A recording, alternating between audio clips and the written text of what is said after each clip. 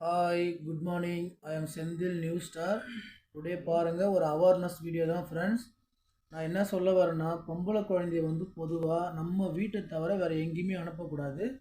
அந்த 90 கிட்ஸ்லாம் வந்து நைட்டு 1 மணி வரையும் நம்ம சுற்றுவோம், ஒன்றுமே தெரியாது ஃப்ரெண்ட்ஸ்.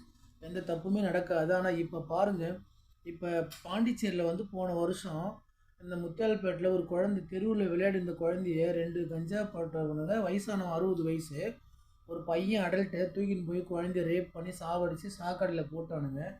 அது பத்தாம இப்போ பாருங்க, போன வாரம் சனிக்கிழமை இந்த பஞ்சாப் மாநிலத்தில் ஜலந்தர் என்ற ஏரியாவில் 13 வயசு குழந்தை ஃப்ரெண்ட்ஸ் வீட்டுக்கு போனதுனால நோட்டு வாங்க போயிருக்கா.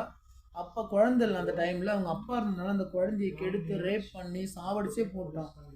யாரையும் நம்பி பொம்பளை குழந்தைய வந்து யார் வீட்டுக்கும் அனுப்பாதீங்க.